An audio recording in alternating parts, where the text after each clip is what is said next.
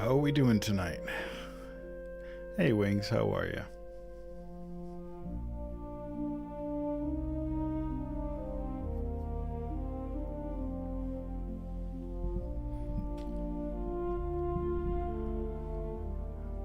Sarah, Jillian, welcome.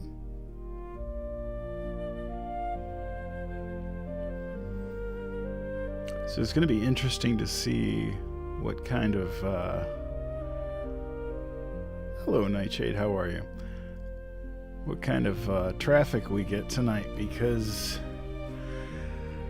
TikTok just buried my promo video. So yeah, it's been up for 4 hours and it only at like 41 views, which is really bad. But hey, Crazy Mama, how are you? Hey, Joe, welcome in. I'm looking forward to the end of this too, because it's such a sweet story. Hopefully, you guys won't get to see me cry. Yeah, TikTok is just burying content this week. Thank you, Emily. I appreciate you.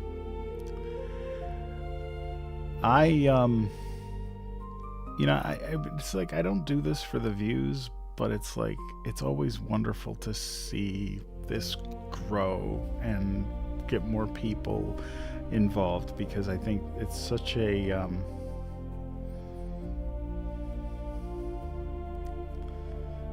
really, Jillian, that's just crazy.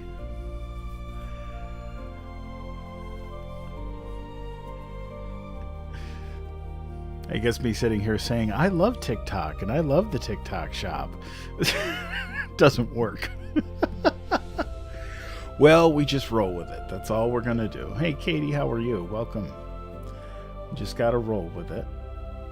And the algorithm will catch up eventually. Or at least I hope so. Then, you know what? If they don't like it, we can always move over to the tubes. It's been I'm not gonna lie to you guys. I almost had to cancel tonight. Yesterday I was down all day with a migraine headache, and I was like, it was hitting me this morning too. So I was really concerned I wasn't gonna make it, but headache's gone. I got my water, and we'll do what we got to do. Well, thank you guys for all of the likes and the follows and the shares. It really helps get the live out there and get out in front of more people, which is, I'd be here reading if there were 10 people or 400 people. I mean, you know, if you've been here a while, you were here the night that we, you know, somehow gained 1,300 followers in one night, and we had at one point, I think we were at 600 peak concurrent viewers. It was pretty amazing. So, hey Ronnie, how are you?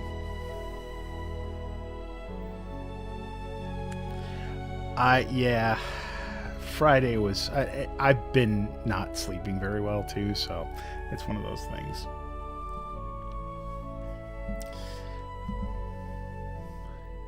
But I am glad that I did not have to cancel tonight, because I look forward to this every week. I look forward to all 3 of my lives, to be honest with you. And next week is going to be pretty awesome, because we're going to start on Sunday. We're going to start our week-long journey through the wonderful Wizard of Oz.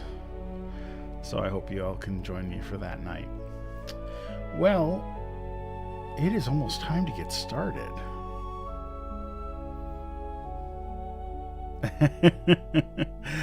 I have read to single digits, but the single digits enjoyed it, and that at the end of the day, that's all that matters. So, all right. Well, it is 9:05 here on the East Coast, and I think we're going to get started. So good evening, everyone, and and welcome to Sunday Night Bedtime Stories. Tonight we conclude our journey through the Tale of Despereaux. If you need a refresher, haven't been with us, or if this is your first time, when we left off, the princess had been captured by Migrisao and Roscoro the rat. Despereaux was the only one who knew what was happening.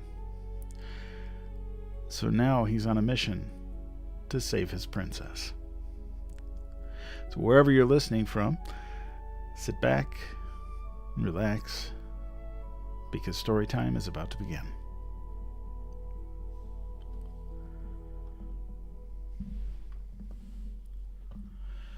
Chapter 40, Forgiveness.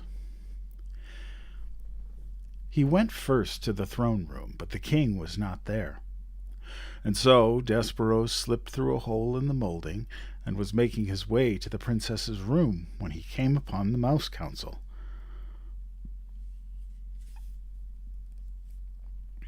13 mice and one most very honored head mouse sitting around their piece of wood debating important mouse matters.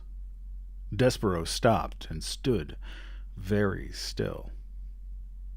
"Fellow honored mice," said the most very honored head mouse, and then he looked up from the makeshift table and saw Despereaux. "Despereaux," he whispered.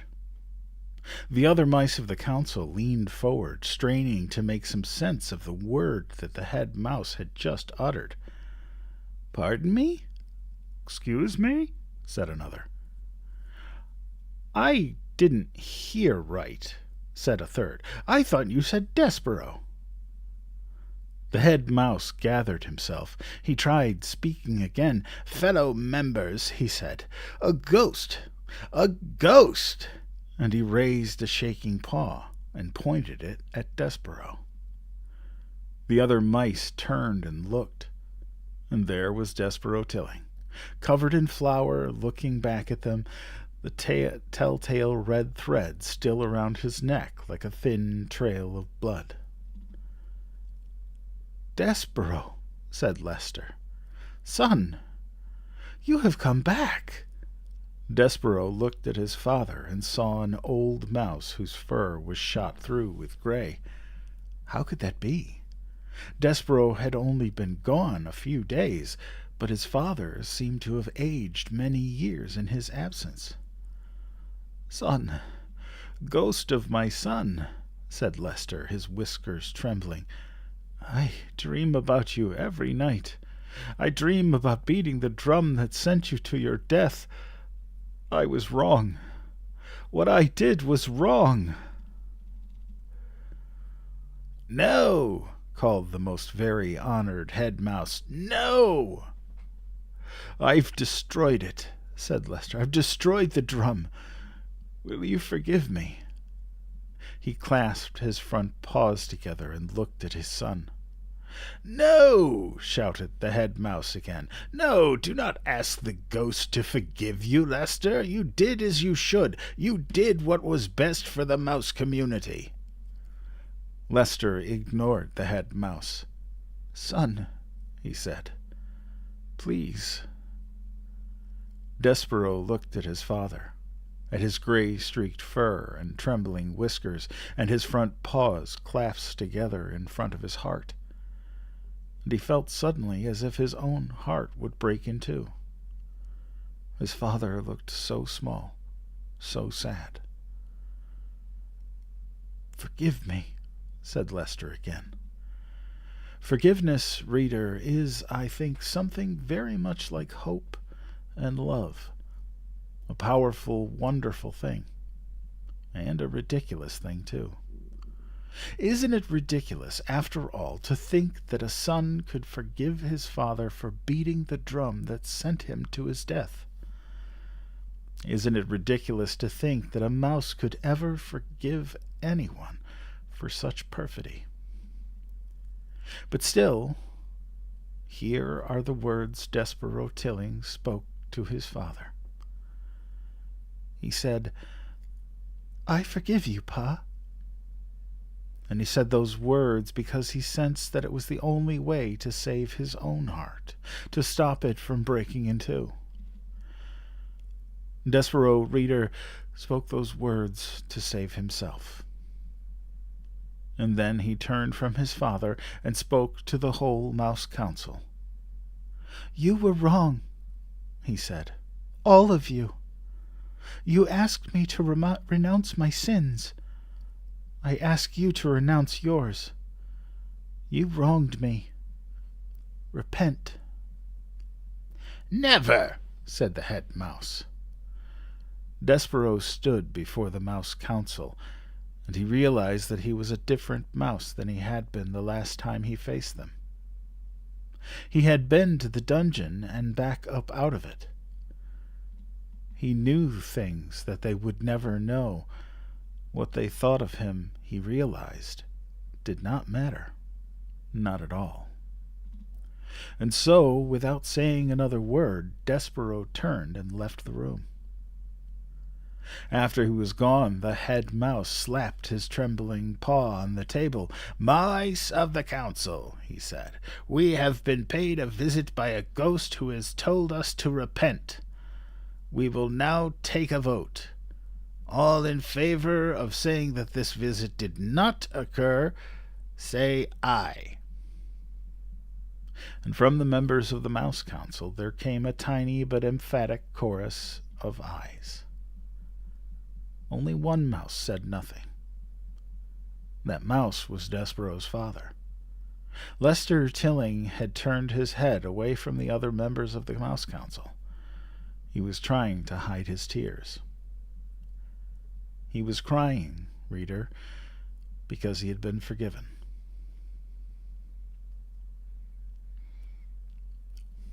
Chapter 41. The Tears of a King.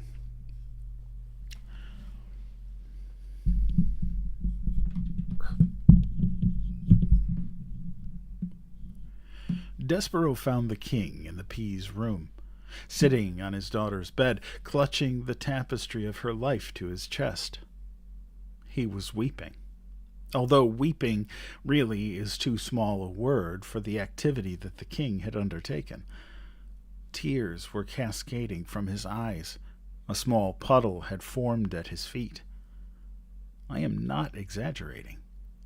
The king, it seemed, was intent on crying himself a river. Reader, have you ever seen a king cry? When the powerful are made weak, when they are revealed to be human, to have hearts, their diminishment is nothing short of terrifying. You can be sure that Despereaux was terrified. Absolutely, but he spoke up anyway. "Sir," the mouse said to the king. But the king did not hear him, and as Despereaux watched, King Philip dropped the tapestry and took his great golden crown from his lap and used it to beat himself on the chest over and over again. The king, as I have already mentioned, had several faults. He was nearsighted. He made ridiculous, unreasonable, difficult-to-enforce laws.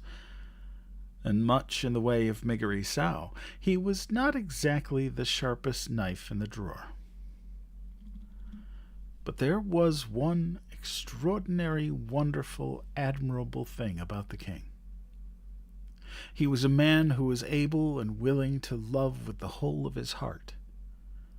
And just as he had loved the queen with the whole of his heart, so too he loved his daughter with the whole of it, even more than the whole. He loved the Princess P with every particle of his being, and she had been taken from him. But what Despereaux had come to say to the king had to be said, and so he tried again. "Excuse me," he said. He wasn't certain, really, how a mouse should address a king. "Sir" did not seem like a big enough word. Despereaux thought about it for a long moment. He cleared his throat. He spoke as loudly as he was capable of speaking. "Excuse me, most very honored head person." King Philip stopped beating his crown against his chest. He looked around the room. "Down here, most very honored head person," said Despereaux. The king, tears still falling from his eyes, looked at the floor. He squinted. "Is that a bug speaking to me?" he asked. "No," said Despereaux. "I am a mouse. We met before." "A mouse!" bellowed the king. "A mouse is but one step removed from a rat." "Sir," said Despereaux, "most very honored head person, please, you have to listen to me. This is important. I know where your daughter is."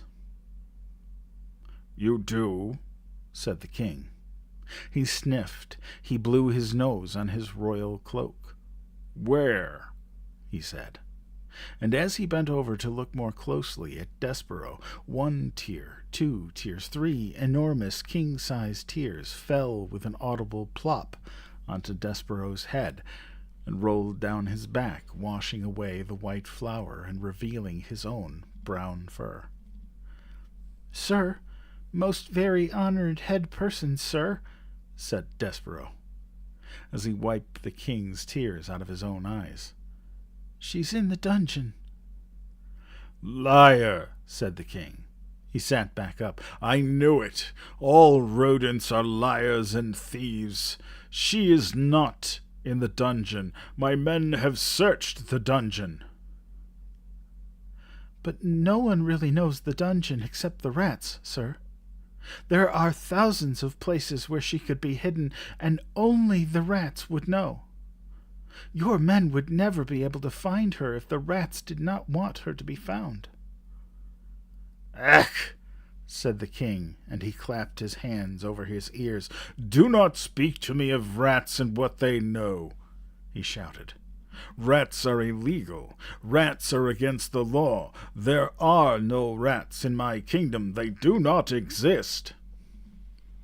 "Sir, most very honored head person, that is not true. Hundreds of rats live in the dungeon of this castle. One of them has taken your daughter, and if you will send—" The king started humming. I cannot hear you," he stopped to shout. "I cannot hear you, and anyway what you say is wrong because you are a rodent and therefore a liar." He started to hum again, and then he stopped and said, "I have hired fortune-tellers and a magician. They are coming from a distant land. They will tell me where my beautiful daughter is. They will speak the truth. A mouse cannot speak the truth." "I am telling you the truth," said Despereaux. "I promise." But the king would not listen. He sat with his hands over his ears. He hummed loudly. Big, fat tears rolled down his face and fell to the floor. Despereaux sat and stared at him in dismay. What should he do now? He put a nervous paw up to his neck and pulled at the red thread. And suddenly his dream came flooding back to him. The dark and the light, and the knight swinging his sword, and the terrible moment when he had realized that the suit of armor was empty. And then, reader, as he stood before the king, a wonderful, amazing thought occurred to the mouse. What if the suit of armor had been empty for a reason? What if it had been empty because it was waiting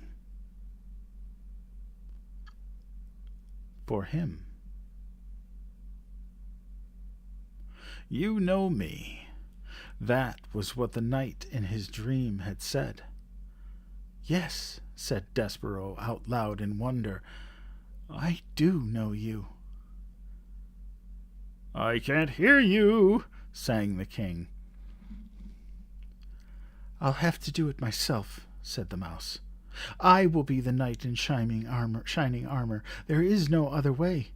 It has to be me." Despereaux turned. He left the weeping king. He went to find the Threadmaster.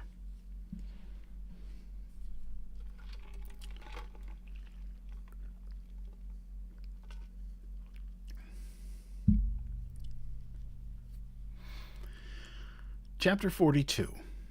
The Rest of the Thread. The Threadmaster was sitting atop his spool of thread, swinging his tail back and forth and eating a piece of celery. "Well, look here," he said when he saw Despereaux. "Would you just look at that? It's the mouse who loved a human princess, back from the dungeon in one piece. The old Threadmaster would say that I didn't do my job well, that because you are still alive, I must have tied the thread incorrectly. But it is not so. It is not so. How do I know it is not so? Because the thread is still around your neck."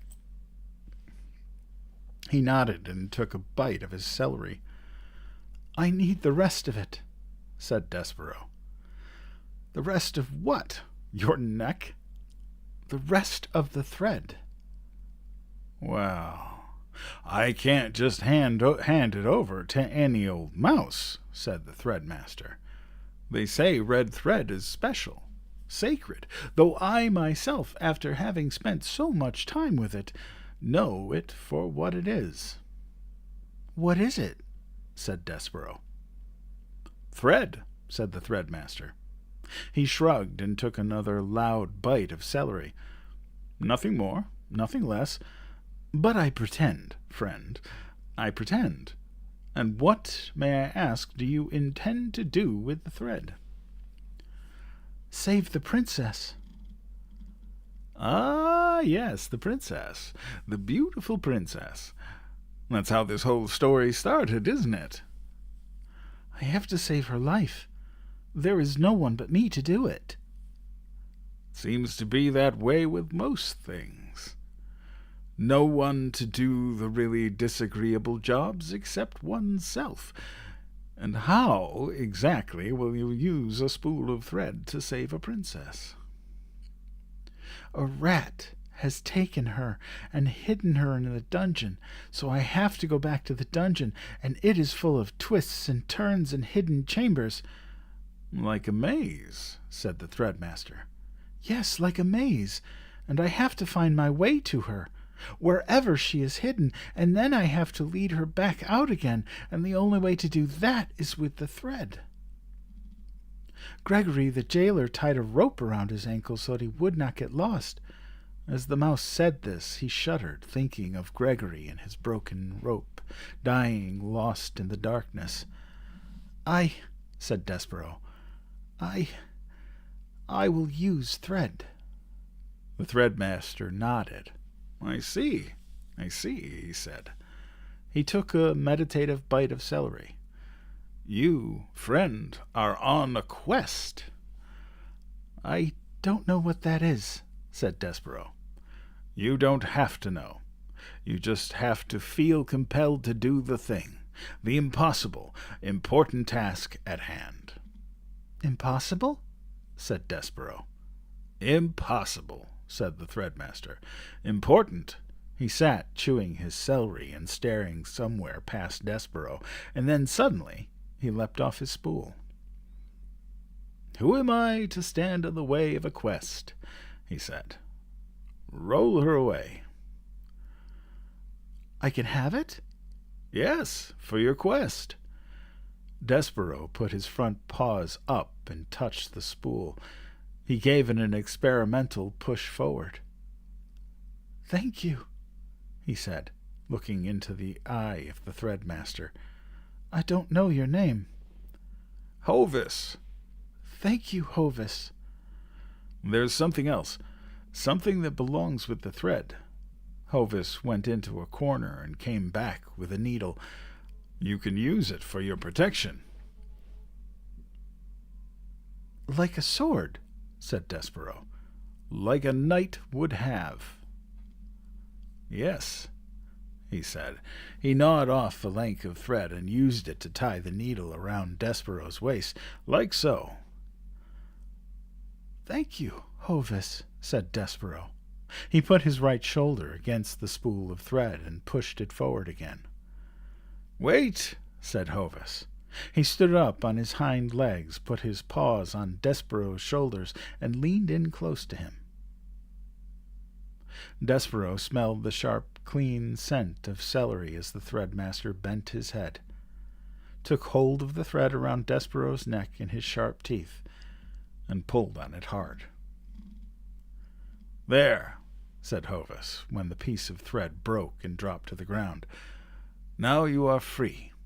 You see, you're not going into the dungeon because you have to. You're going because you choose to." "Yes," said Despereaux, "because I am on a quest." The word felt good, right in his mouth. Quest. Say it, reader. Say the word quest out loud. It is an extraordinary word, isn't it? So small, and yet so full of wonder, so full of hope. "Goodbye," said Hovis, as Despereaux pushed the spool of thread out of the threadmaster's hole. "I have never known a mouse who has made it out of the dungeon only to go back in again. Goodbye, friend. Goodbye, mouse among mice."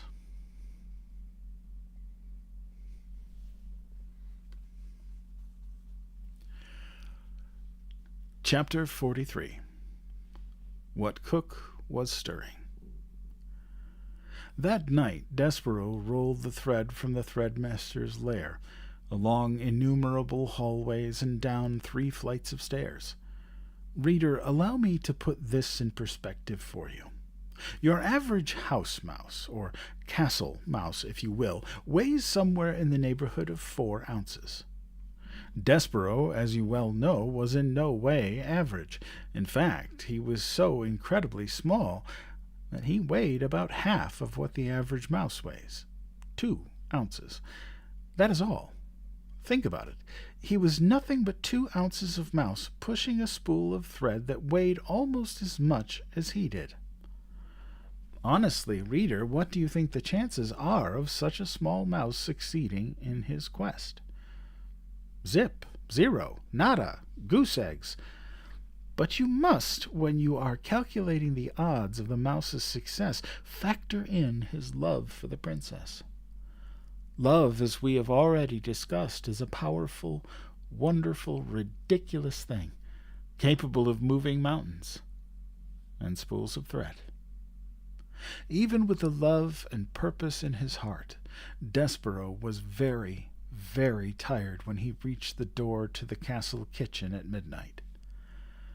His paws were shaking and his muscles were jumping, and the place where his tail should be was throbbing. And he still had a very, very long way to go. Into the kitchen and down the many stairs of the dungeon, and then, through somehow, some way, through the rat-filled darkness of the dungeon itself, not knowing where he was going, and, oh, reader, when he stopped to consider what lay ahead of him, Despereaux was filled with an icky feeling of despair.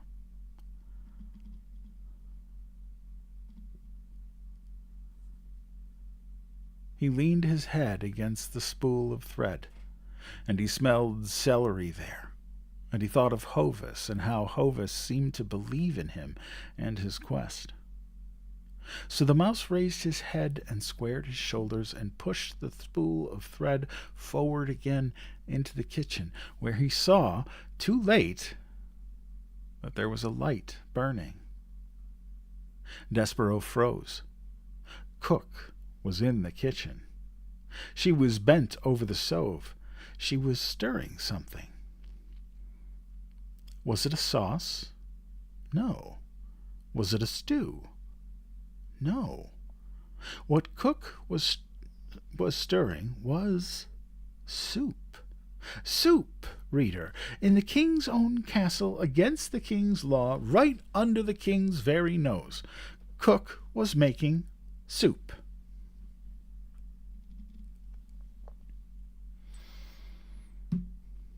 As the mouse looked on, Cook put her face into the steam rising from the pot and took a deep breath.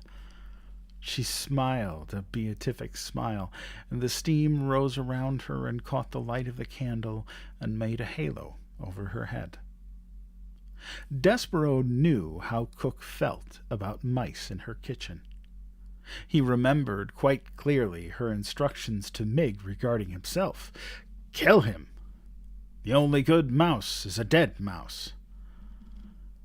But he had to go through Cook's kitchen to get to the dungeon door, and he had no time to waste. Soon daylight would dawn, and the whole castle would be awake, and a mouse would have no chance at all of pushing a spool of thread across the floor without attracting a great deal of attention. He would have to sneak past the mouse-hating Cook now. And so, screwing his courage to the sticking place, Despereaux leaned against the spool of thread and set it rolling across the floor.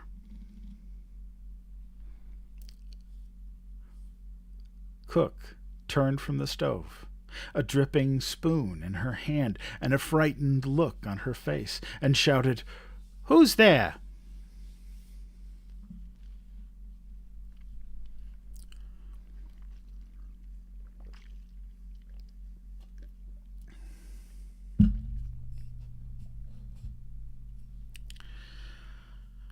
"Who's there?" shouted Cook again. Despereaux wisely said nothing. The kitchen was silent.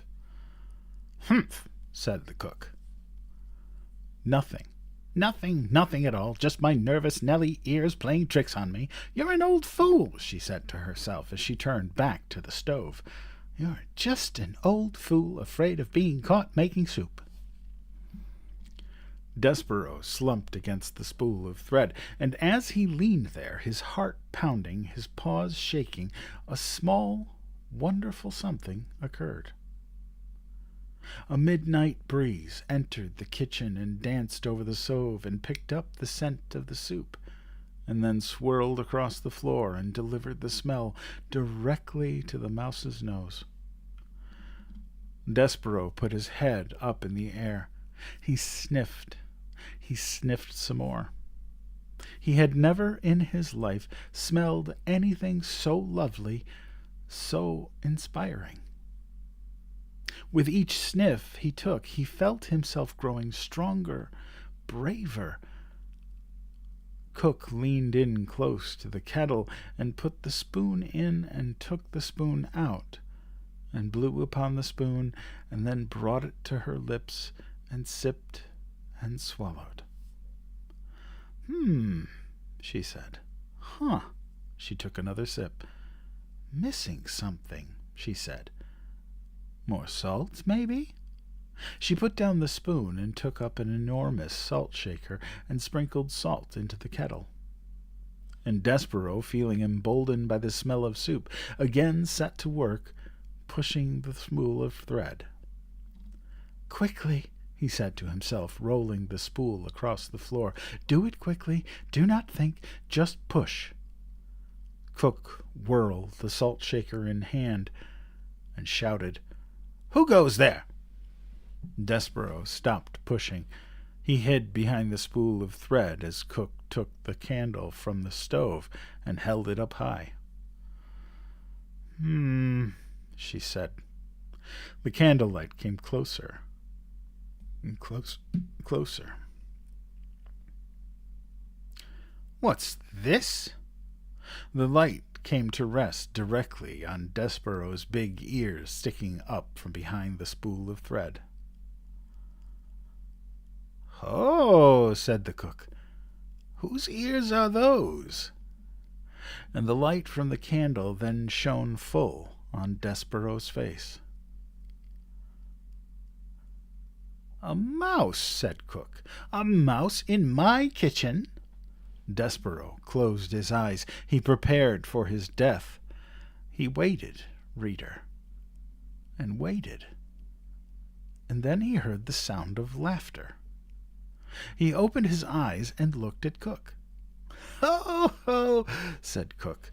"Ho, hee, hee. For the first time in my life I'm glad to see a mouse in my kitchen." "Why? Why am I glad?" "Oh, hee. Because a mouse is not a king's man here to punish me for making soup. That is why. Because a mouse is not a king's man here to take me to the dungeon for owning a spoon. Oh, hee. A mouse. I, Cook, am glad to see a mouse." Cook's face was red and her stomach was shaking. "Oh, hee!" she shouted again. "And not just any mouse. A mouse with a needle tied around his waist. A mouse with no tail. Ain't it lovely? Oh, hee!" She shook her head and wiped her eyes. "Look, Mouse, these are extraordinary times, and because of that we must have some peace between us.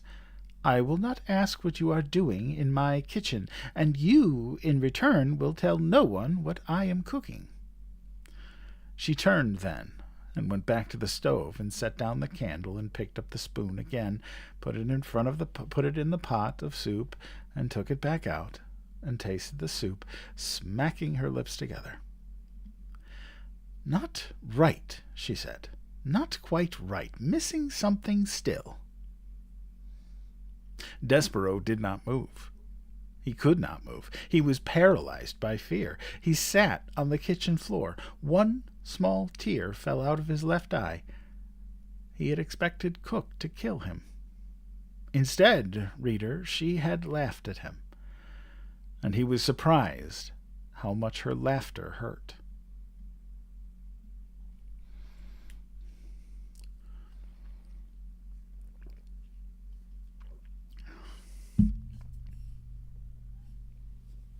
Oh, Katie, that's wonderful. And actually, it's that right there that's actually going to help me get sponsored by publishers. When they find out that my audience goes out and actually buys the books that I read, they're going to be like, "Oh, well, let's let this dude do what he does."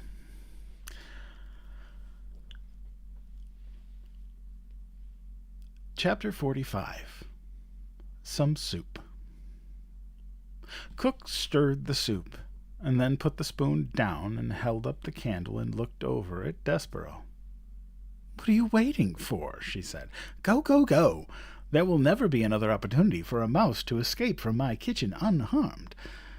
The smell of soup again wafted in Despereaux's direction. He put his nose up in the air. His whiskers trembled. "Yes," said Cook, "that is soup that you are smelling. The princess, not that you would know of or care, is missing. Bless her good-hearted self. And times are terrible, and when times are terrible, soup is the answer. Don't it smell like the answer?" "Yes," said Despereaux. He nodded.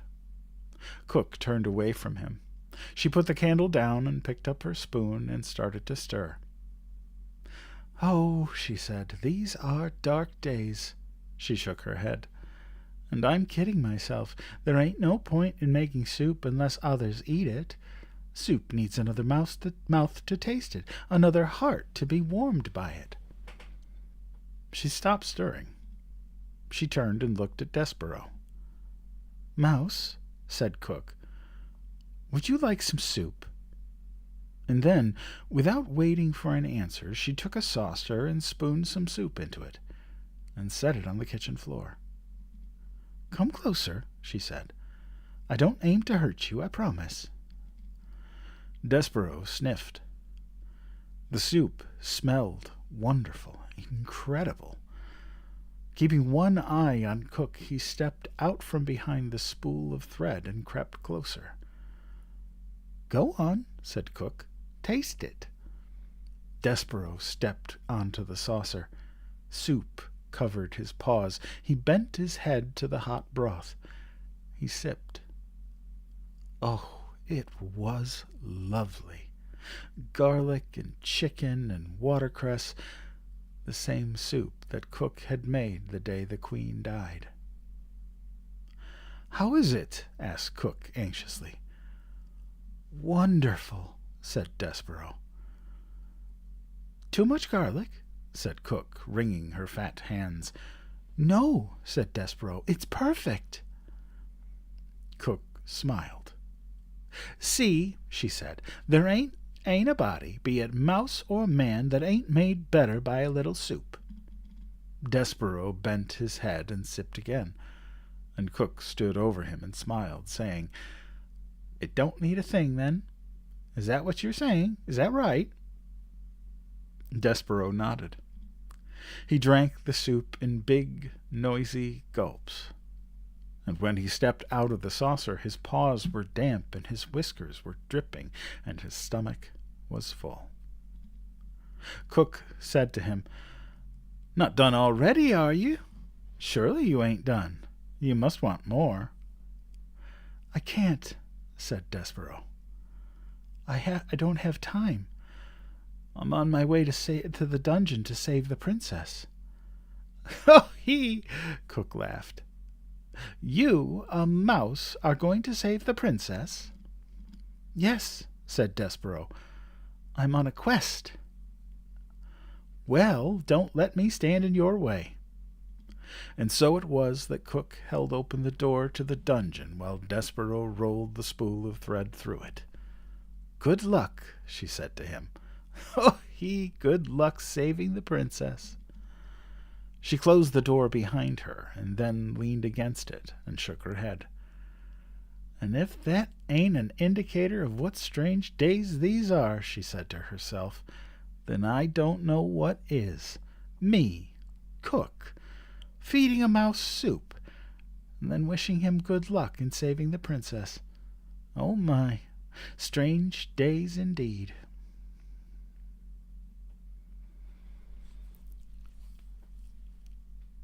Chapter 46. Mouse Blood. Yes. Despereaux stood at the top of the dungeon stairs and peered into the darkness that waited for him below. "Oh," he said. "Oh my." He had forgotten how dark the dark of the dungeon could be, and he had forgotten, too, its terrible smell, the stench of rats, the odor of suffering. But his heart was full of love for the princess, and his stomach was full of Cook's soup, and Despereaux felt brave and strong. And so he began immediately and without despair the hard work of maneuvering the spool of thread down the narrow dungeon steps. Down, down, down went Despereaux Tilling, and the spool of thread. Slowly, oh, so slowly, they went, and the passage was dark, dark, dark. "I will tell myself a story," said Despereaux.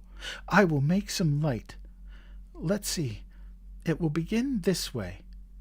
Once upon a time, yes, once upon a time, there was a mouse who was very, very small, exceptionally small, and there was a beautiful human princess whose name was P. And so it happened that this mouse was the one who was selected by fate to serve the princess, to honor her, to save her from the darkness of the terrible dungeon." This story cheered up Despereaux considerably. His eyes became accustomed to the gloom, and he moved down the stairs more quickly, more surely, whispering to himself the tale of a devious rat and a fat serving girl, and a beautiful princess, and a brave mouse, and some soup, and a spool of red thread. It was a story, in fact, very similar to the one you are reading right now, and the telling of it gave Despereaux strength. He pushed the spool of thread with a great deal of gusto, and the thread, eager perhaps to begin its honorable task of aiding in the saving of a princess, leapt forward and away from the mouse, and went down the dungeon stairs ahead of him, without him. "No!" cried Despereaux. "No, no, no!" He broke into a trot, chasing the thread through the darkness, but the spool had a head start, and it was faster. It flew down the dungeon stairs, leaving Despereaux far behind.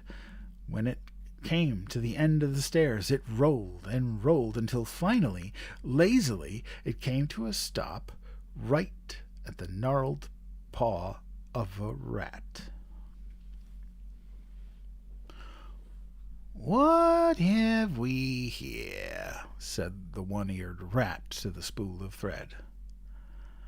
"I will tell you what we have," said Botticelli Rimorso, answering his own question. "We have red thread. How delightful! Red thread means one thing to a rat." He put his nose up in the air. He sniffed again. "I smell. Could it be? Yes, most definitely it is. Soup. How strange." He sniffed some more. "And I smell tears. Human tears. Delightful. And I also detect the smell." He put his nose high into the air and took a big whiff. "Of flour and oil. Oh my, what a cornucopia of scents. But below it all, what do I smell? The blood of a mouse. Unmistakably mouse blood. Yes, exactly, mouse." Botticelli looked down at the spool of thread and smiled. He gave it a gentle push with one paw. "Red thread. Yes, exactly. Just when you think that life in the dungeon can't get any better, a mouse arrives."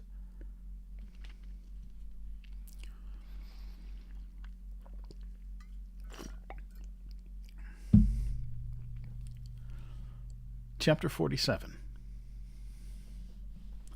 No Choice. Despereaux stood trembling on the steps. The thread was most definitely gone. He could not hear it. He could not see it. He should have tied it to himself when he had the chance, but it was too late now. Despereaux's dire situation suddenly became quite clear to him. He was a 2-ounce mouse, alone in a dark, twisting dungeon full of rats. Oh, excuse me. He had nothing but a sewing needle with which to defend himself. He had to find a princess, and he had to save her once he found her. "It's impossible," he said to the darkness. "I can't do it." He stood very still. "I'll go back," he said, but he didn't move. "I have to go back." He took a step backward. "But I can't go back. I don't have a choice. I have no choice." He took one step forward, and then another. No choice. His heart beat out to him as he went down the stairs. No choice. No choice. No choice. At the bottom of the stairs, the rat Botticelli sat waiting, and when Despereaux stepped from the last stair onto the dungeon floor, Botticelli called out to him as if he were a long-lost friend. "Ah," said Botticelli, "there you are. Exactly. I've been waiting for you." Despereaux saw the dark shape of a rat. That thing he had feared and dreaded for so long finally step out of the gloom and come to greet him. "Welcome, welcome," said Botticelli. Despereaux put his paw on the needle. "Ah," said Botticelli, "you are armed. How charming." He put his paws up in the air. "I surrender. Oh, yes, certainly, exactly. I surrender." "I," said Despereaux. "Yes," said Botticelli. "You." He took the locket from around his neck. He began to swing it back and forth. "Please go on." "I don't want to hurt you," said Despereaux. "I just need to get by you. I am on a quest." "Really?" said Botticelli. "How extraordinary! A mouse on a quest." Back and forth went the locket. "A quest for what?" "A quest to save the princess." "The princess," said Botticelli. "The princess, the princess. Everything seems to be about the princess these days. The king's men were down here searching for her, you know. They didn't find her. That goes without saying, but now a mouse has arrived, and he is on a quest to save the princess." "Yes," said Despereaux. He took a step to the left of Botticelli. "How inspiring," said Botticelli. He lazily took a step to his right, blocking Despereaux's way. "Why the hurry, little friend?" "Because," said Despereaux, "I have to." Yes, you have to save the princess, exactly. But before you save her, you must find her, correct?" "Yes." "What if," said Botticelli, "what if I told you that I know exactly where the princess is? What if I told you that I could take you right directly to her?" Said Despereaux. His voice shook. His paw on the needle trembled. "Why would you do that? Why would I do that? Why would I help you? Why, to be of service, to do my part for humanity, to aid in the saving of a princess. But you are a rat," supplied Botticelli. "Yes, I am a rat, and I see your trembling, and that great exaggerated rumors of our evil nature have reached your oversized ears." "Yes," said Despereaux. "If," said Botticelli, swinging the locket back and forth, "if you will allow me to be of assistance, you will be doing me a tremendous favor. Not only can I do a good deed for you and for the princess, but my actions will help dispel this terrible myth of evil that seems to surround rats everywhere. Will you let me assist you? Will you let me assist myself and my kind?" Reader, was it a trick? Of course it was. Botticelli did not want to be of service. Far from it. You know what Botticelli wanted. He wanted others to suffer. Specifically, he wanted this small mouse to suffer. How best to do that? Why, take him right directly to what he wanted, the princess. Let him see what his heart desired, and then, only then, faced with what he loved, Despereaux would die. And at the end of it all, how tasty the mouse would be, seasoned with hope and tears and flour and oil and thwarted love. "My name, little friend, is Botticelli Rimorso, and you may trust me. You must trust me. Will you tell me your name?" "Despereaux. Despereaux Tilling." "Despereaux Tilling. Take your paw from your weapon. Come with me." Despereaux stared at him.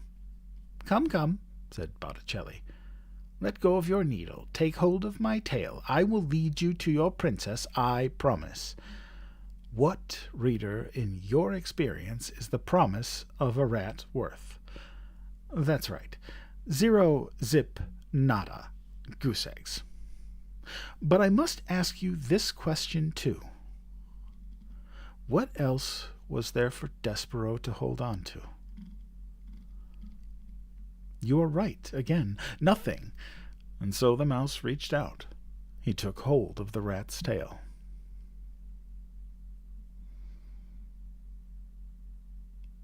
Chapter 48.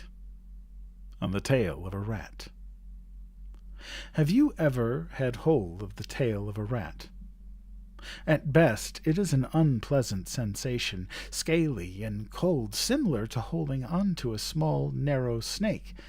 At worst, when you are dependent upon a rat for your survival, and when a part of you is certain that you are being led nowhere except to your death, it is a hideous sensation indeed to have nothing but a rat's tail to cling to.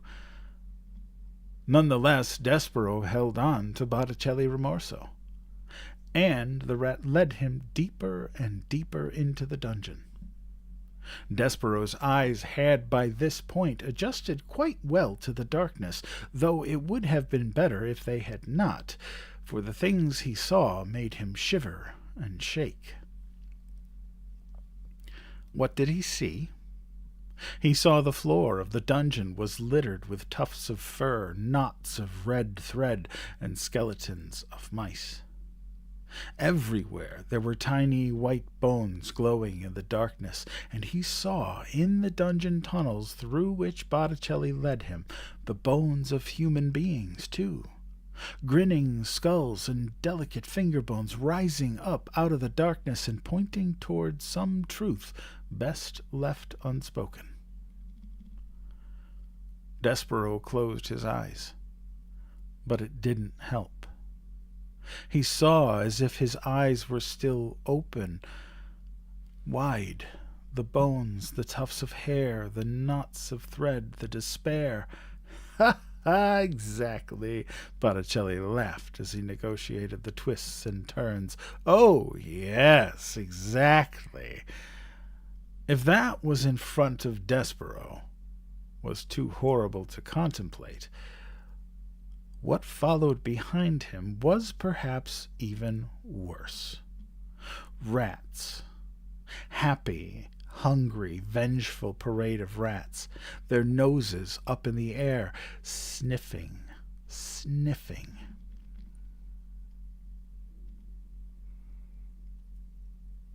"Mouse!" sang out one rat joyfully.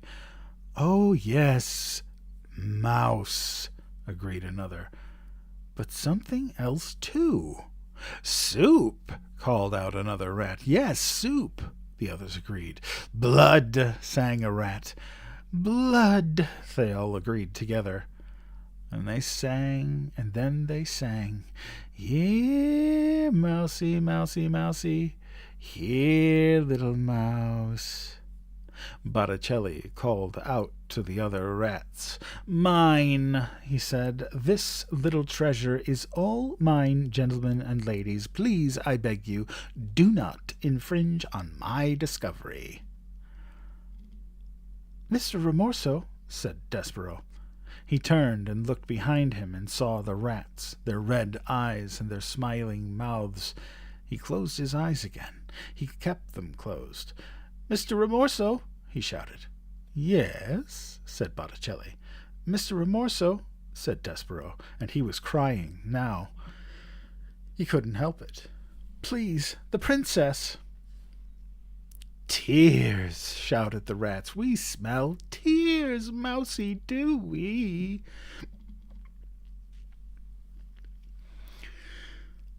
"Please!" shouted Despereaux. "Little friend," said Botticelli, "little Despereaux Tilling, I promised you, and I will keep that promise." The rat stopped. "Look ahead of you," he said. "What do you see?" Despereaux opened his eyes. "Light." "Exactly," said Botticelli. "Light."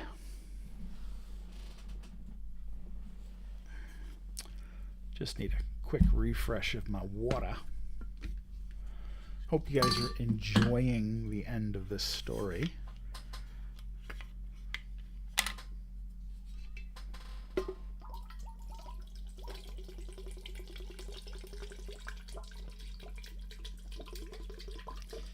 Well, I am glad.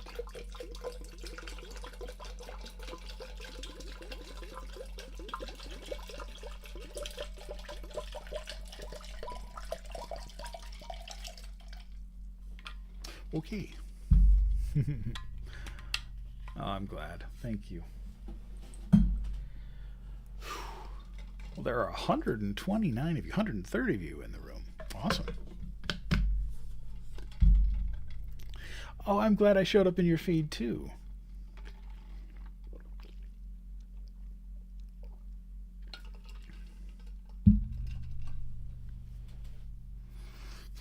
All right, let's continue. Chapter 49. What do you want, Miggery Sow? Again, reader, we must go backward before we go forward. We must consider for a moment what had occurred with the rat and the serving girl and the princess down in the dungeon before Despereaux made his way to them. What happened was this. Roscuro led the Pea and Mig deep into the dungeon to a hidden chamber, and there he directed Mig to put the princess in chains. "Goh," said Mig, "she's going to have a hard time learning her lessons if she's all chained up like." "Do as I say," said Roscuro. "Maybe," said Mig, "before I lock her up, her and me could switch outfits, so we could start in already with her being me and me being a princess." "Oh, yes," said Roscuro. "Certainly a wonderful idea, Miss Miggery. Princess, take off your crown and give it to the serving girl." The Pea sighed and took off her crown and handed it to Mig, and Mig put it on, and it slid immediately right down her small head and came to rest quite painfully on her poor, abused ears. "It's a biggish thing," she said, "and painful like." "Well, well," said Roscuro. "How do I look?" Mig asked, smiling at him. "Ridiculous," he said. "Laughable." Mig stood, blinking back tears. "You mean I don't look like a princess?" she said to the rat. "I mean," said Roscuro, "you will never look like a princess, no matter how big a crown you put on your tiny head. You will look exactly like the fool you are and always will be. Now make yourself useful and chain the princess up. Dress-up time is over." Mig sniffed and wiped her eyes, and then bent to look at the pile of chains and locks on the floor. "Now, princess," he said, "I am afraid that the time of your truth has arrived. I will now tell you what your future holds, as you are consigned to me to darkness. So I consign you to a life spent in this dungeon." Mig looked up. "Ain't she going upstairs to be a serving maid?" "No," said Roscuro. "Ain't I going to be a princess, then?" "No," said Roscuro. "But I want to be a princess." "No one," said Roscuro, "cares what you want." As you know, reader, Miggery Sow had heard this sentiment expressed many times in her short life, but now, in the dungeon, it hit her full force. The rat was right. No one cared what she wanted. No one had ever cared. And perhaps worst of all, no one ever would care. "I want!" cried Mig. "Shh!" said the princess. "Shut up!" said the rat. "I want!" sobbed Mig. "I want! I want!" "What do you want, Mig?" the princess said softly. "Eh?" shouted Mig. "What do you want, Miggery Sow?" the princess shouted. "Don't ask her that," said Roscuro. "Shut up! Shut up!" But it was too late. The words had been said. The question at last had been asked. The world stopped spinning, and all of creation held its breath, waiting to hear what it was that Miggery Sow wanted. "I want," said Mig. "Yes," shouted the Pea. "I want my ma," cried Mig into the silent, waiting world. "I want my ma." "Oh," said the princess. She held out her hand to Mig. Mig took hold of it. "I want my mother too," said the princess softly, and she squeezed Mig's hand. "Stop it!" shouted Roscuro. "Chain her up! Chain her up!" "Cool," said Mig. "I ain't gonna do it. You can't make me do it. I got the knife, don't I?" She took the knife and held it up. "If you have any sense at all..." "Really?" "I'm right here, Tick-Tock. Not a bot." Good Lord.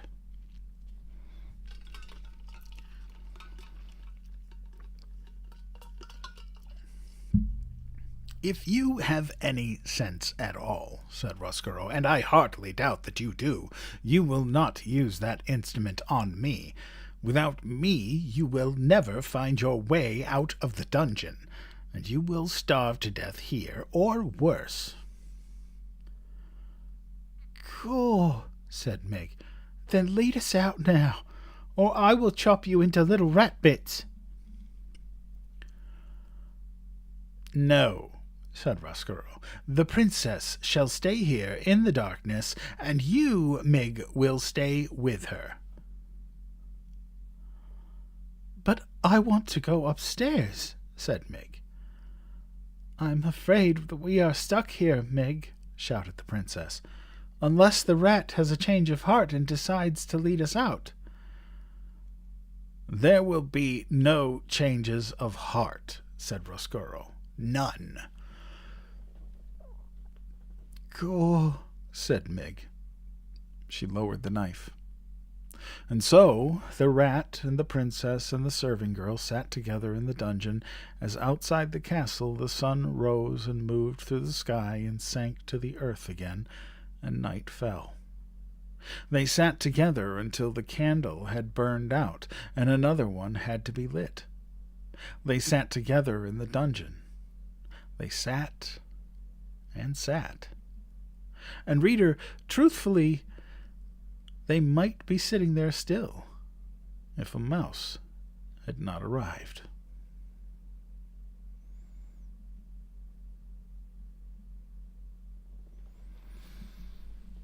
Chapter 50, in which the princess says his name.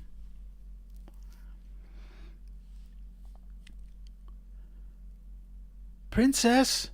Despereaux shouted. "Princess, I have come to save you." The Princess P heard her name. She looked up. "Despereaux," she whispered, and then she shouted it. "Despereaux!"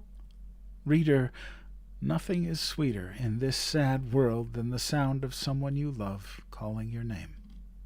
Nothing. For Despereaux the sound was worth everything. His lost tale, his trip to the dungeon and back out of it and back into it again. He ran toward the princess, but Roscuro, baring his teeth, blocked the mouse's way. The princess cried, "Oh no, Rat, please don't hurt him. He is my friend." Mig said, "Don't worry, Princess. I will save the Macy." She took the kitchen knife. She aimed to cut off the rat's head, but she missed her mark. "Whoopsie," said Miggery Sow.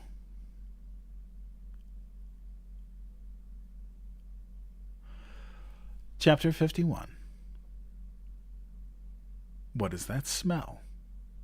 "Ow!" screamed Roscuro. He turned to look at where his tail had been, and as he did, Despereaux drew his needle and placed the sharp tip of it right where the rat's heart should be. "Don't move," said Despereaux. "I will kill you." "Ha, ha, ha!" Botticelli laughed from the sidelines. "Exactly." He slapped his tail on the floor in approval. "Absolutely delightful. A mouse is going to kill a rat. Oh, all of this is much better than I anticipated. I love it when mice come to the dungeon. Let me see, said the other rats, pushing and shoving. Stand back, Botticelli told them, still laughing. Let the mouse do his work.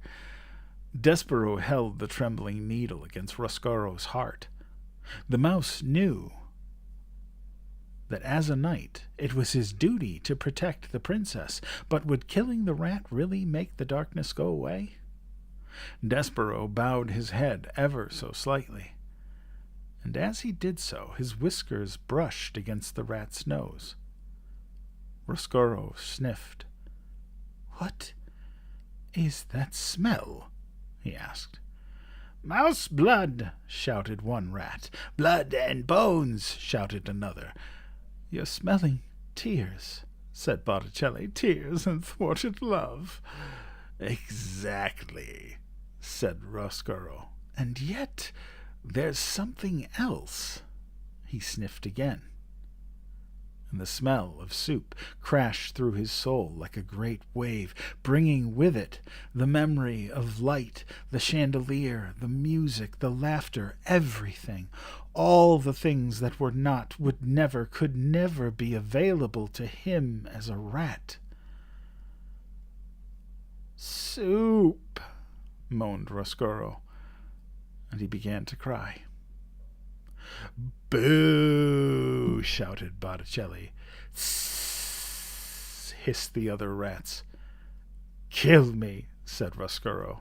He fell down before Despereaux. "It will never work. All I wanted was some light. That is why I brought the princess here, really, just for some beauty, some light of my own."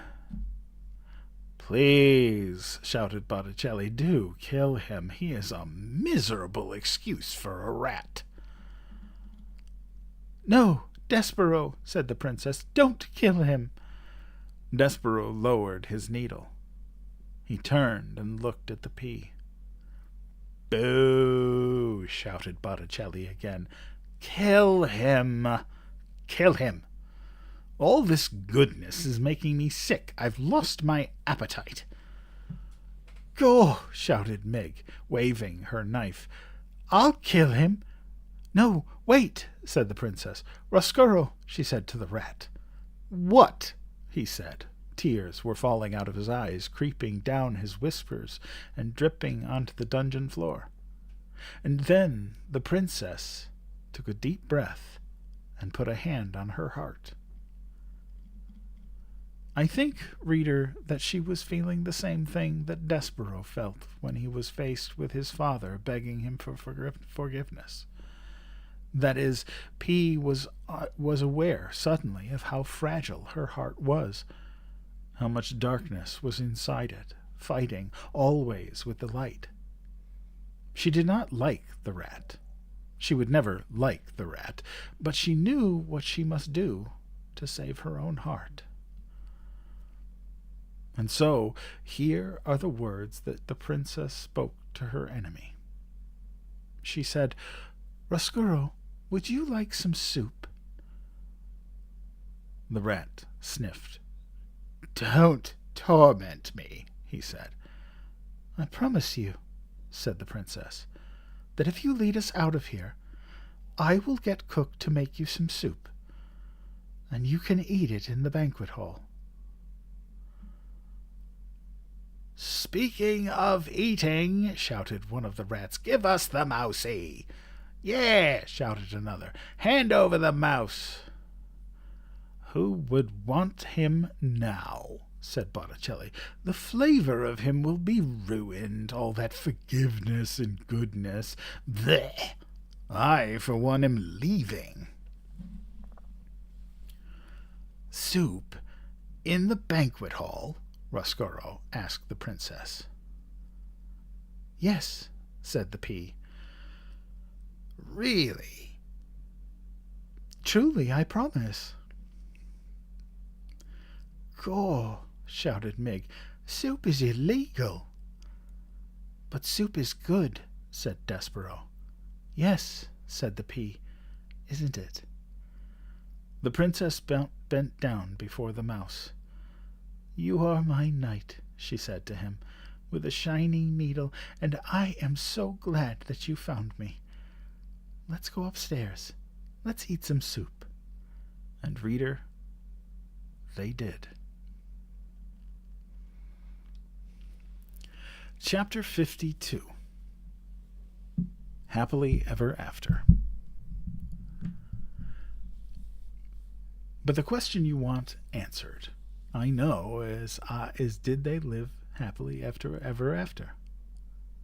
Yes and no. What of Roscoro? Did he live happily ever after?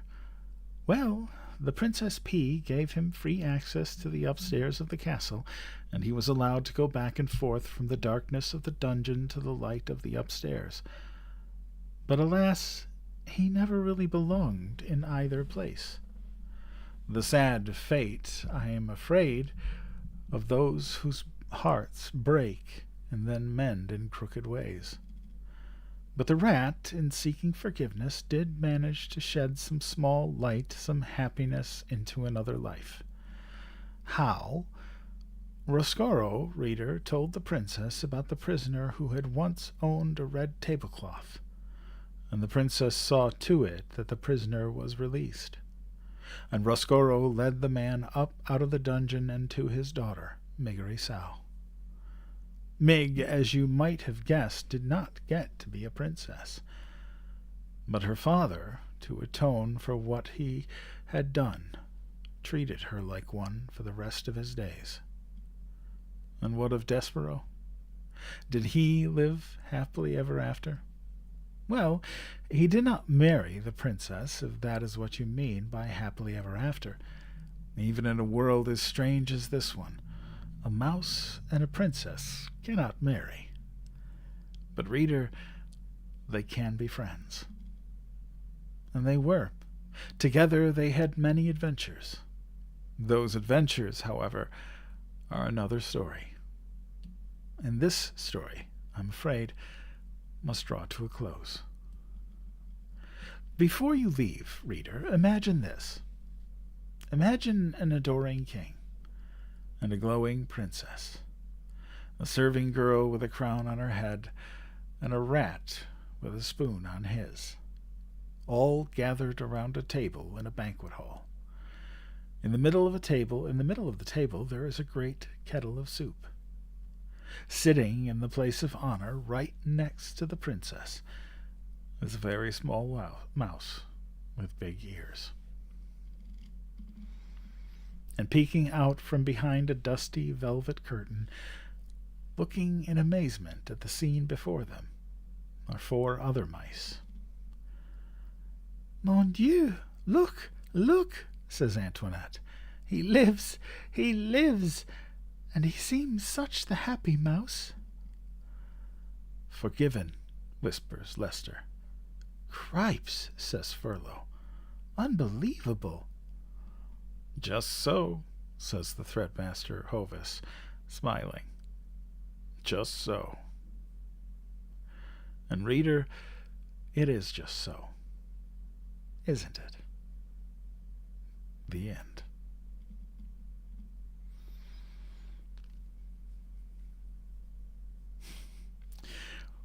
Well, there is a coda to this story, and I will read it. Do you remember when Despereaux was in the dungeon, cupped in Gregory the jailer's hand, whispering a story in the old man's ear? I would like it very much if you thought of me as a mouse telling you a story. This story, with the whole of my heart, whispering it in your ear in order to save myself from the darkness, and to save you from the darkness too. "Stories are light," Gregory the jailer told Despereaux. Reader, I hope you have found some light here.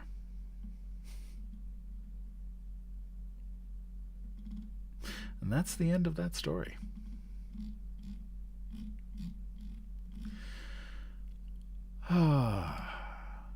So,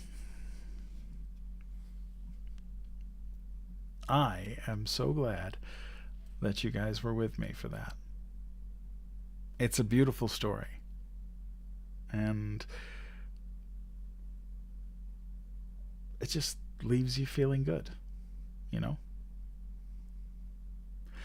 Well, it's early, and I don't really have anything else planned. I honestly thought it was going to take me the whole time. But I appreciate you all for being here. I really do.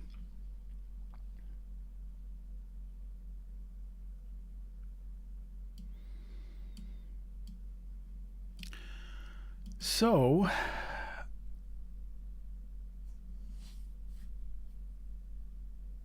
oh, we have more people from England.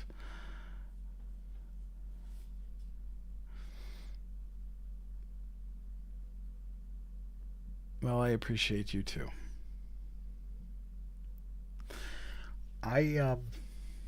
You know what I want to do?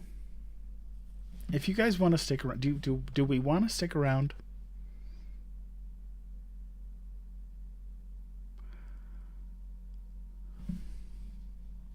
All right.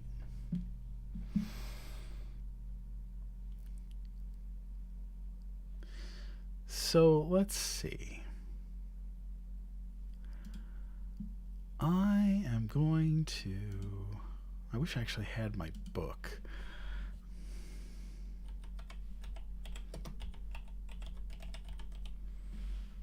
Okay. So, I don't know about you guys, but one of my favorite poems, one of my favorite poets, is Shel Silverstein. I just love his poetry. And I used to read Where the Sidewalk Ends and A Light in the Attic and The Giving Tree and all that to my kids. It's just really, really fun. So let's see. And I want to see if I have a copy of my favorite. Oh, yes. So if you guys will indulge me, I will read you some Shel Silverstein. This one is my favorite. And it's called Rock and Roll Band. If we were a rock and roll band, we'd travel all over the land. We'd play and we'd sing and wear spangly things. If we were a rock and roll band. If we were a rock and roll band, and we were up there on the stand, the people would hear us and love us and cheer us. Hooray for that rock and roll band. If we were a rock and roll band, then we'd have 1,000,000 fans. We'd giggle and laugh and sign autographs. If we were a rock and roll band. If we were a rock and roll band, the people would all kiss our hands. We'd be millionaires and have extra long hair. If we were a rock and roll band. But we ain't no rock and roll band. We're just 7 kids in the sand. With homemade guitars and pails and jars and drums of potato chip cans. Just 7 kids in the sand.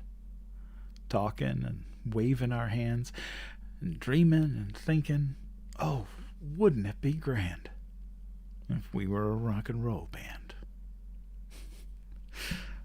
I absolutely love that poem. That's one of my favorites.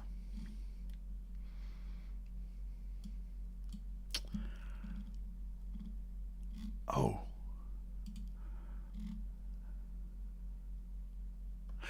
Yes.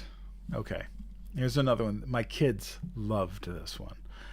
Sarah Cynthia Sylvia Stout would not take the garbage out.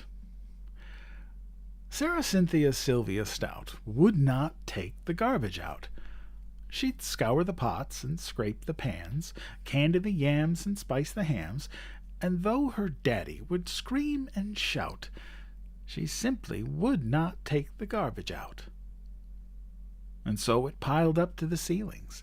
Coffee grounds, potato peelings, brown bananas, rotten peas, chunks of sour cottage cheese.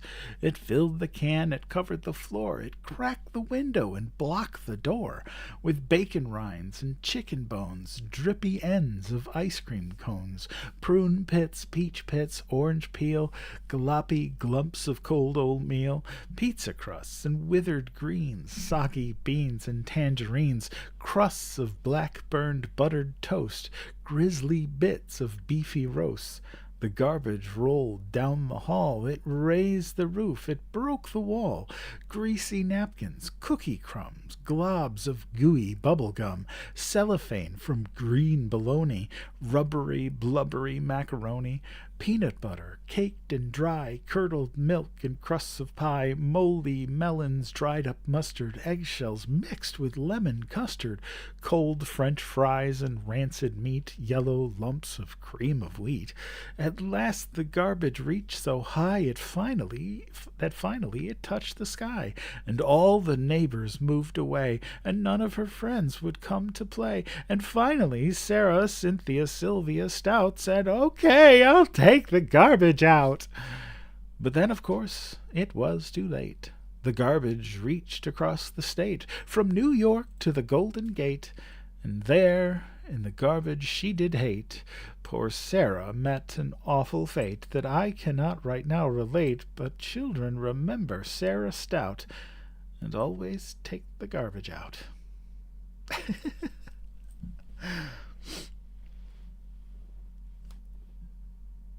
Where he eats the whale. I am not sure I know that one.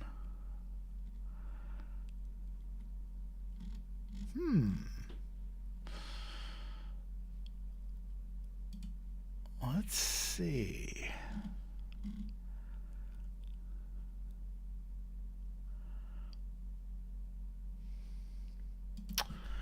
Well, let's see what the Googles say.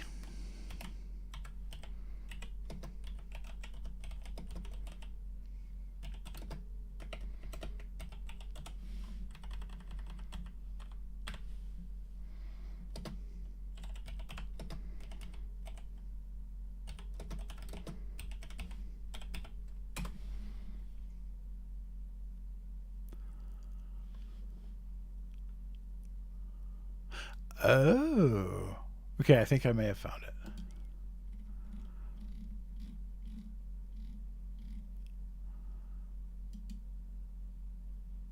Oh, yes, I think I did. It's called Melinda May.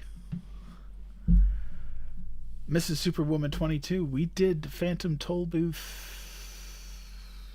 about middle of the summer last year, which I love that book.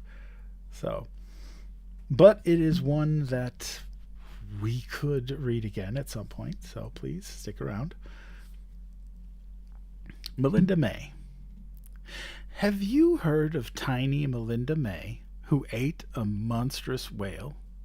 She thought she could, she said she would, so she started right at the tail. And everyone said, "You're much too small." But that didn't bother Melinda at all. She took little bites, and she chewed very slow, just like a little girl should. And 89 years later, she ate the whale, because she said she would. I love it. Love it. Love it, love it, love it.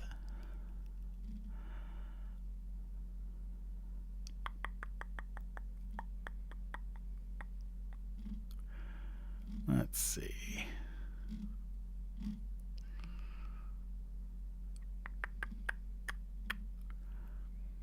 No, this one's always good. Where the sidewalk ends.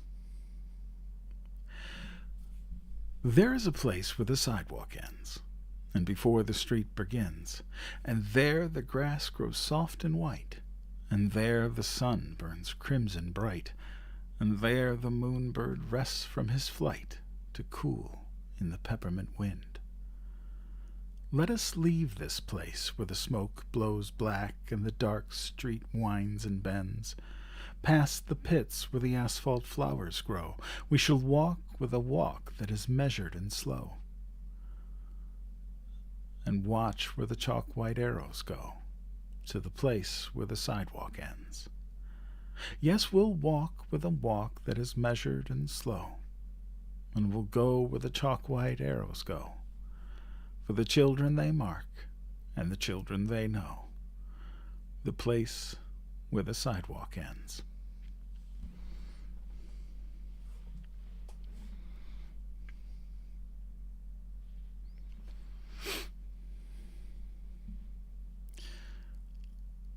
Okay, so I'm going to read you guys my favorite. It is a picture book, but you will get the story translates very well even without. Let's see.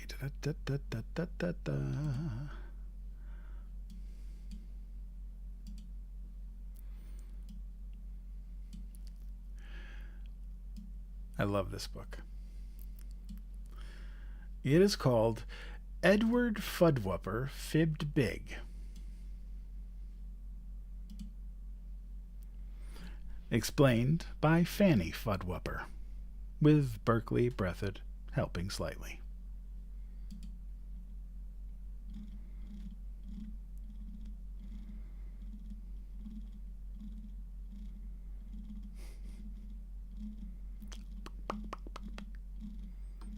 A lot of lead-in pages here.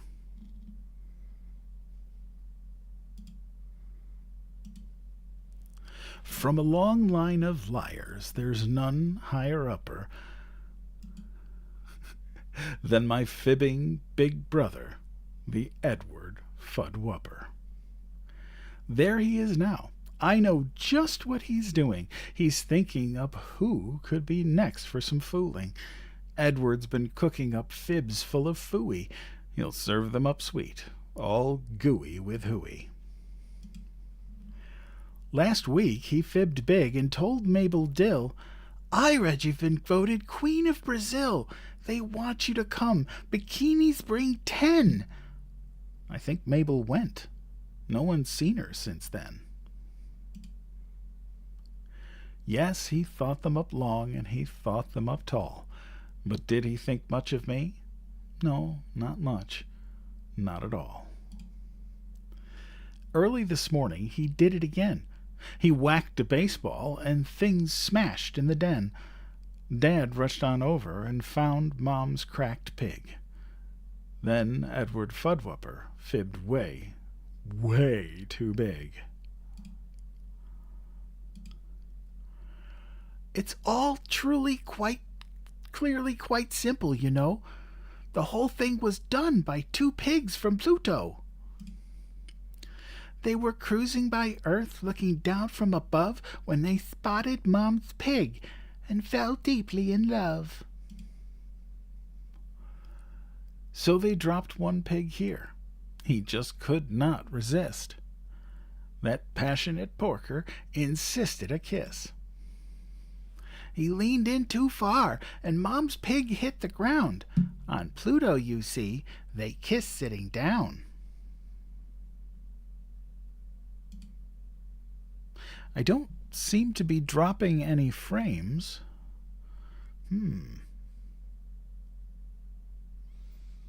Might want to go out and come back in, Rita. Then he left broken-hearted, upset and unseen, and his ship picked him up with a pig-lifting beam. And that's all. That's the truth, said Ed the fib slinger. In the whole of fib history, a whopping humdinger. Then a yelp and a howl and a scream from nearby. Lorna May Loon had been listening outside. Mabel Dill, she cried loudly, has been missing for days. She must have been grabbed by those pig-lifting rays. She got to a phone and screamed loud and shrill, "Space monster piggies have nabbed Mabel Dill! They're coming for me and they're coming for you! Send the Army and Air Force and Dog Catcher too!" And that's just what they did. They came for space pigs, with planes and with tanks and with loud whirligigs. Oh, it was dreadful, a real world stopper. All from an Edward Fudd Whopper, fat whopper. They pointed their loudspeaker dishes to space, and those generals roared until red in the face. "Now listen out there, we'll shoot, yes we will. Come back here at once, and bring Mabel Dill." Edward watched all of this for quite a long time, but people were staring at something behind. Oh, rats, Edward thought. How much more could there be? A face filled the sky from the hills to the sea. It did not look happy, nor pleasant, nor soft. In fact, that big thing looked somewhat ticked off. It was purple and green with an eye on its snoot. It opened its mouth, roaring, "Who started this hoot?" "I live quite close by, just 2 galaxies down, and I just cannot sleep with this fuss and this sound. I know nothing of pigs, nor a lost Mabel Dill, so someone's been fibbing with slippery skill. Who is this net? Point out where he's at. Show him to me, and I'll swat him down flat."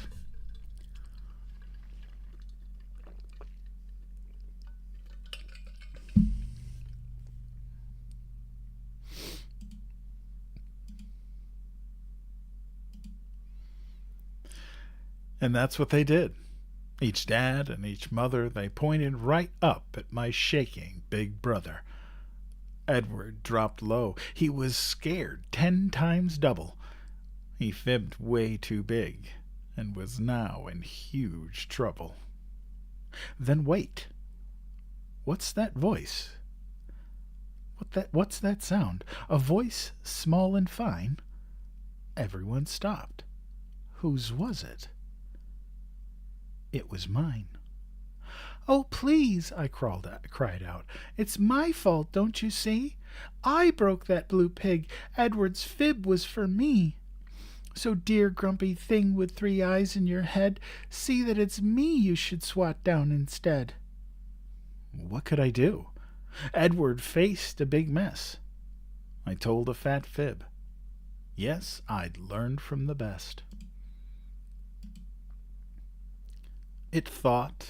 I thought I'd be smushed, smashed, squashed right on down. But that big face looked in with a smile, not a frown. "I think," he said firmly, "you're both our big fibsters. But out where I live, we're not loved by our sisters. Mine, by the way, I have left all alone, and now I'll go back to her sleeping at home." He looked at me odd, kind of sad, kind of blue. "Sure would be nice to have one like you." Then he turned round his ship, and back home he drove her, and I turned to find Edward looking me over. He said not a thing as we walked back to Dad, where there he looked up and confessed, "I've been bad." We taped, and we glued, and we fixed up Mom's pig. And we told Mom the truth, that we'd fibbed, fat and big. Our folks hugged us both and collected no fines. But we sat in time out to pay for our crimes. Then Ed looked at me with a smile that was new and said, "It is nice to have one like you." 2 former fibsters, Edward and me. But brother and sister we finally be. And if somebody knows where Mabel Dill went, please tell her from Edward that no harm was meant. My kids loved that story. So, well, yeah. So, let's see. I'm kind of curious. Do do do do do do do doobly doo doo.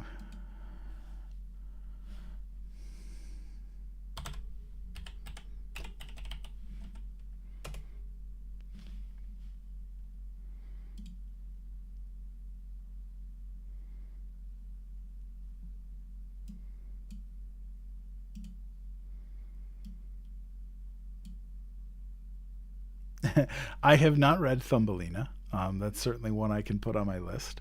I don't currently have it.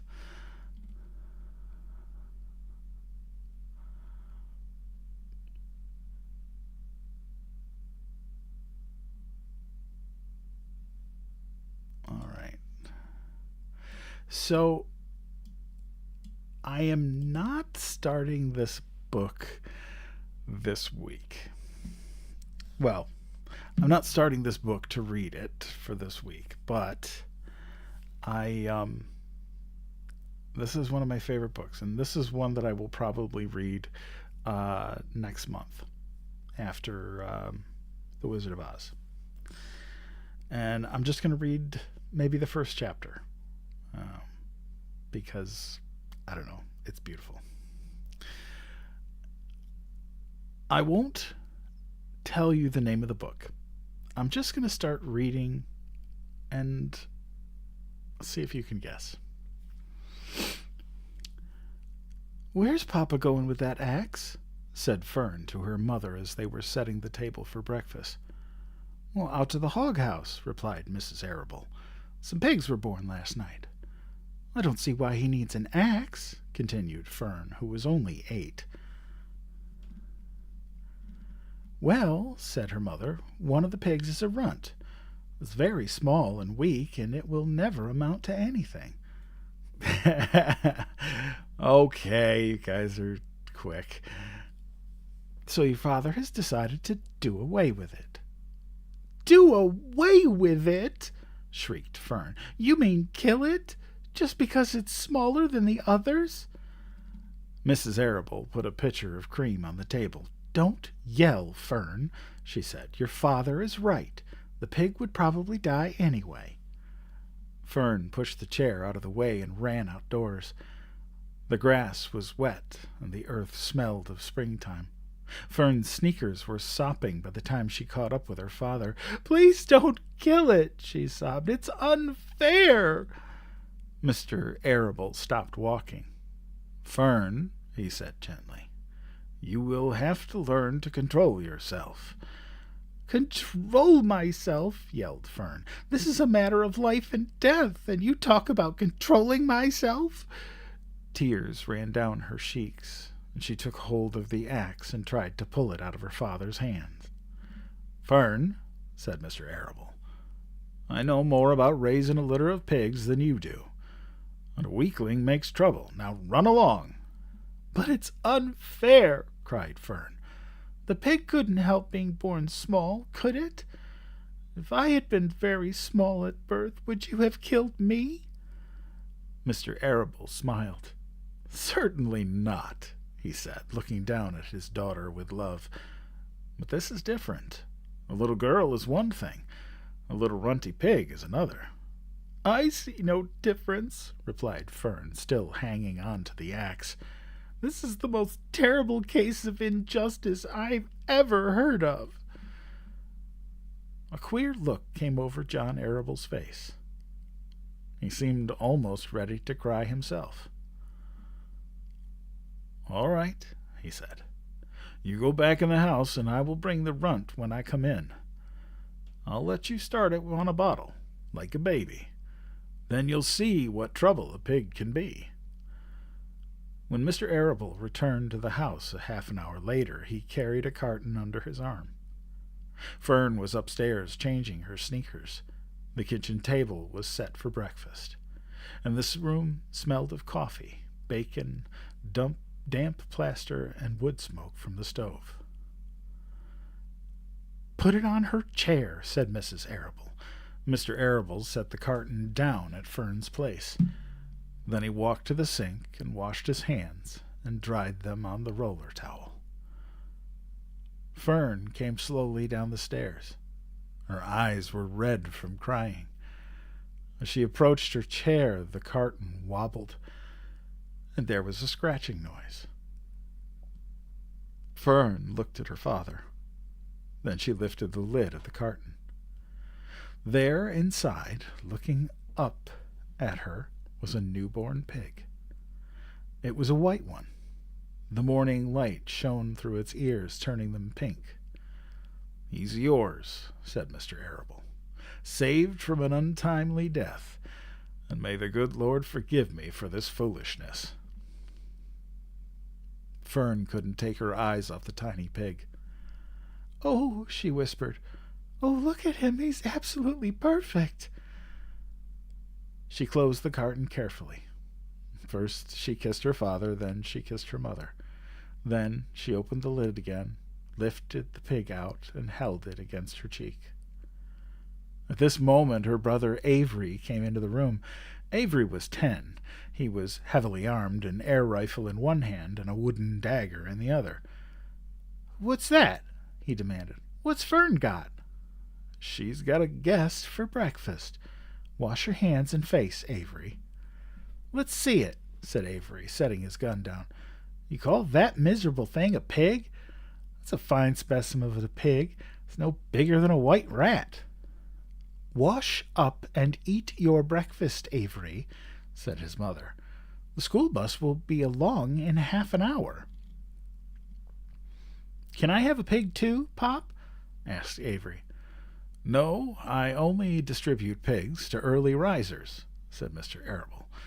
"Fern was up at daylight trying to rid the world of injustice. As a result, she now has a pig. A small one, to be sure, but nevertheless a pig. It just shows what can happen if a person gets out of bed promptly. Let's eat." But Fern couldn't eat until her pig had had a drink of milk. Mrs. Arable found a baby's nursing bottle and a rubber nipple. She poured warm milk into the bottle, fitted the nipple over the top, and handed it to Fern. "Give him his breakfast," she said. A minute later, Fern was seated on the floor in the corner of the kitchen with her infant between her knees, teaching it to suck from the bottle. The pig, although tiny, had a good appetite and caught on quickly. The school bus honked from the road. "Run!" commanded Mrs. Arable, taking the pig from Fern and slipping a doughnut into her hand. Avery grabbed his gun and another doughnut. The children ran out to the road and climbed onto the bus. Fern took no notice of the others on the bus.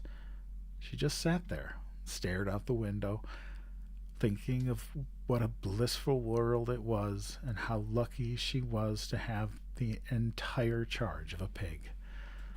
By the time the bus reached school, Fern had named her pet, selecting the most beautiful name she could think of. "Its name is Wilbur," she whispered to herself. She was still thinking about the pig when the teacher said, "Fern, what is the capital of Pennsylvania?" "Wilbur," replied Fern dreamily. The pupils giggled. Fern blushed. Oh, shit, we still got time. Chapter 2. We'll just do another chapter. I don't care. Love it. Fern loved Wilbur more than anything. She loved to stroke him, to feed him, to put him to bed. Every morning, as soon as she got up, she warmed his milk, tied his bib on, and held the bottle for him. Every afternoon, when the school bus stopped in front of her house, she jumped out and ran to the kitchen to fix another bottle for him. She fed him again at supper time, and again just before going to bed. Mrs. Arable gave him a feeding around noontime each day when Fern was away in school. Wilbur loved his milk, and he was never happier than when Fern was warming up the bottle for him. He would stand and gaze up at her with adoring eyes. For the first few days of his life, Wilbur was allowed to live in a box near the stove in the kitchen. Then, when Mrs. Arable complained, he was moved to a bigger box in the woodshed. At 2 weeks of age, he moved outdoors. It was apple blossom season, and the days were getting warmer. Mr. Arable fixed a small yard specially for Wilbur under an apple tree, and gave him a large wooden box full of straw with a doorway cut in it, so he could walk in and out as he pleased. "Won't he be cold at night?" asked Fern. "No," said her father. "You watch and see what he does." Carrying a bottle of milk, Fern sat down under the apple tree inside the yard.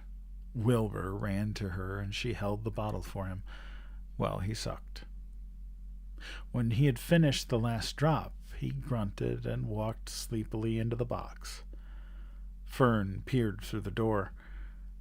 Wilbur was poking the straw with his snout. In a short time he had dug a tunnel in the straw. He crawled into the tunnel and disappeared from sight, completely covered with straw. Fern was enchanted.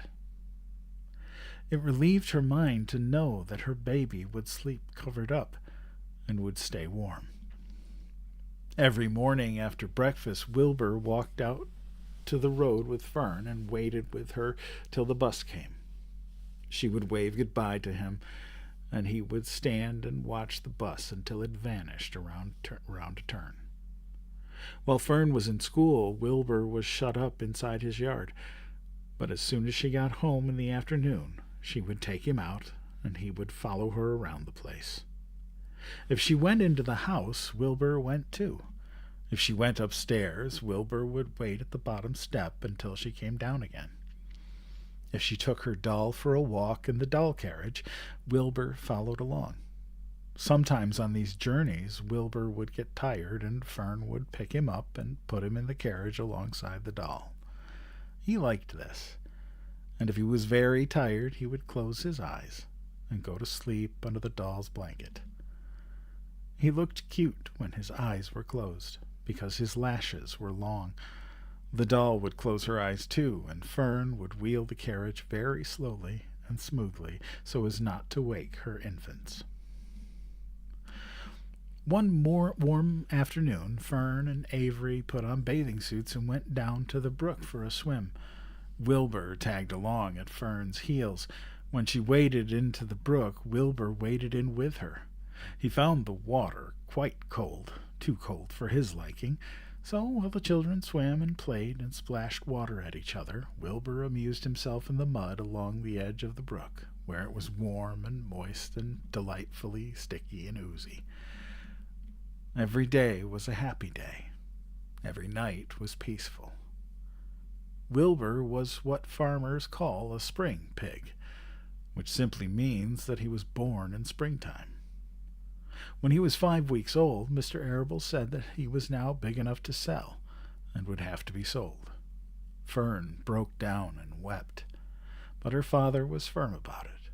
Wilbur's appetite had increased, and he was beginning to eat scraps of food in addition to milk. Mr. Arable was not willing to provide for him any longer. He had already sold Wilbur's 10 brothers and sisters. "He's got to go, Fern," he said. "You've had your fun raising a baby pig, but Wilbur is not a baby anymore.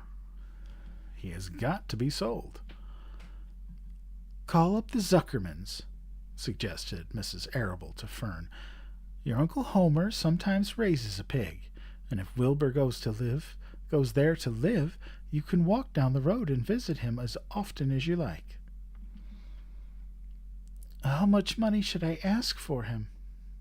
Fern wanted to know. "Well," said her father, "he's a runt. Tell your Uncle Homer you've got a pig you'll sell for $6, and see what he says." It was soon arranged. Fern phoned and got her Aunt Edith, and her Aunt Edith hollered for Uncle Homer, and Uncle Homer came in from the barn and talked to Fern. When he heard that the price was only $6, he said he would buy the pig. Next day, Wilbur was taken from his home under the apple tree and went to live in a manure pile in the cellar of Zuckerman's barn.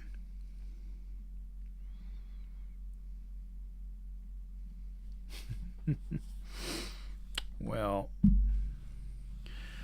I am so glad that you guys stayed with me, and 181,000 likes. You guys are crazy. Awesome, but crazy. Like I said, that was sort of a preview. I probably won't be reading Charlotte's Web until after we do Wizard of Oz. But, well, I'm going to call it a night. Thank you.